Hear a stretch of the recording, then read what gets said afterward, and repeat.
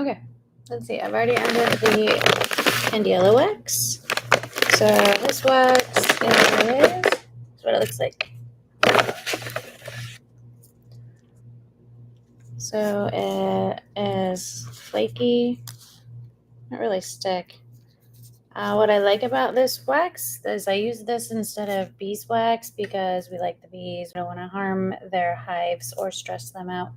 This one also comes from a bush. Some of the other waxes come from palm trees, and those are a little bit difficult to figure out if they are being harvested correctly.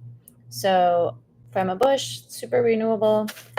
It doesn't work as great as beeswax. That's why a lot of formulators use beeswax. But I use coconut wax oil to combat the dryness from this.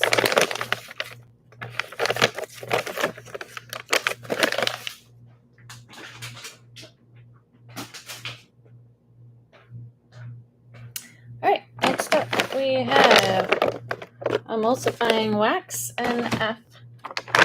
And this wax is pretty fun. It's kind of like who gets along. This will take the oil phase, and when it gets really hot, it kind of opens up chemically on the back end, and water molecules can wiggle in there, and then it snatches them back up when it cools down, and this is basically how you get oil and water to mix. So we need a bunch of that.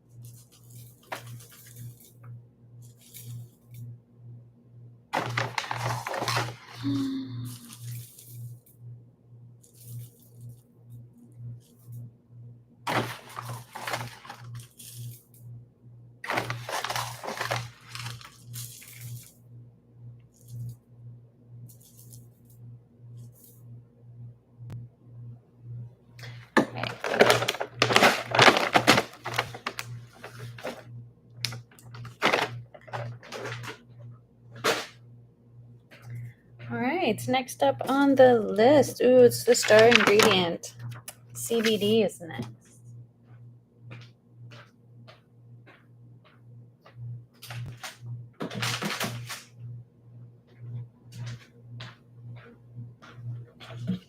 So I get this CBD here, this isolate. This is what it looks like.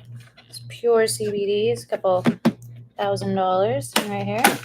CBD is really reactive to oxygen. So it comes in an airtight bag, and it even has like a water seal right here. So we need a bunch of this. This is the star ingredient. If you ever have a CBD cream or lotion that is grainy, it's because they're adding the CBD powder after the lotion is made, after the base is formed. And CBD really should be melted into the lotion. So the graininess comes from a brand who is either not making their own lotion base, or they don't know how to make their own lotion base, or they're just cutting shortcuts and using a lotion and adding in the isolate. So you really need to melt it into the oil phase.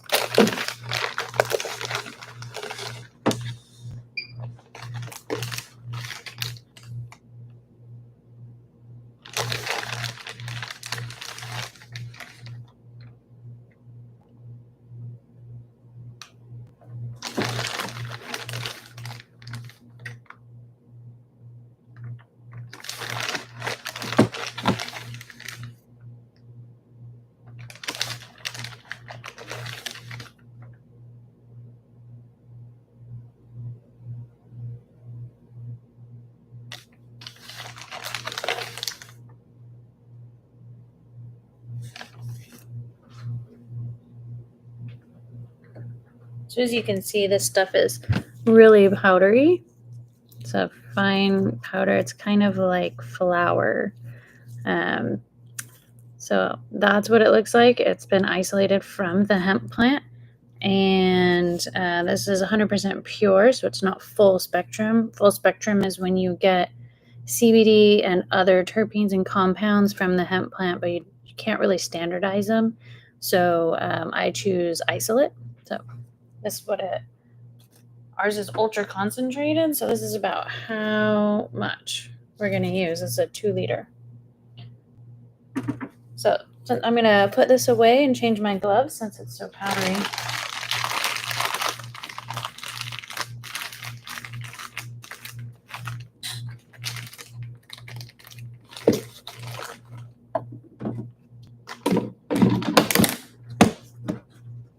All right, switch these up.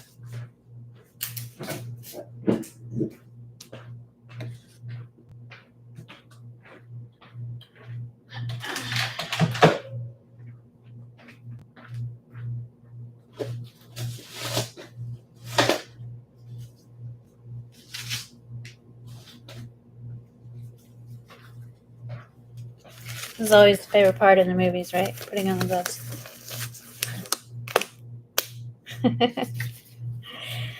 Okay, let's see here. Now we have coconut oil. 2 more things in the oil phase, and then we'll start melting that. Let me just check these off. So I've pre-measured coconut oil at room temperature. It's a semi-solid. So fun fact about coconut oil, what makes it so great is that its melting point is at pretty much the human body temperature. So the temperature of our skin, it will go from this to liquid really fast. So that's why it's used a lot in lotions, because it helps the lotion have body, but then as soon as it hits your skin, it melts and smooths over.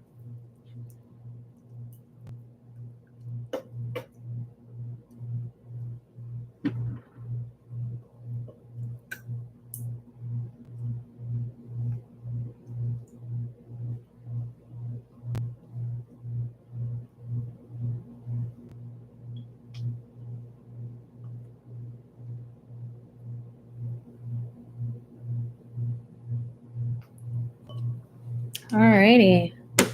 Let's see. Last up on the oil phase is jojoba oil. I'll grab some of that.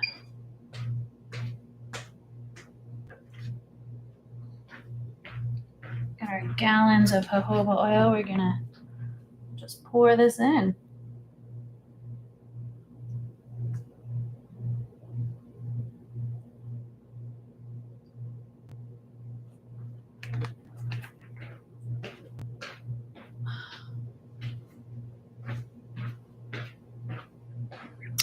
Okay, here we go.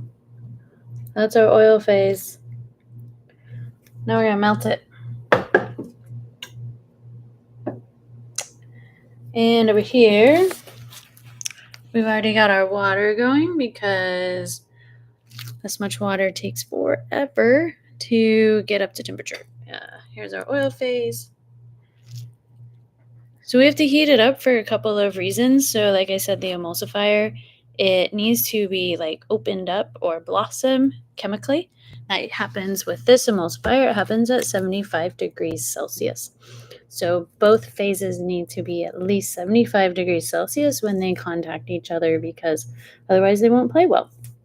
Also, I like to bring it up to 85 degrees Celsius because that just helps with the sterilization.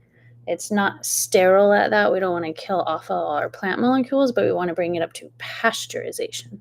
So we'll do that for at least 10 minutes, and then we mix them together. So, anybody have any questions while we wait? Let's see. How about this? Let's talk about sea kelp bioferment. This stuff is really cool. So it's like the yogurt of the sea. This is what it looks like. It is here. Let me get a clean spatula.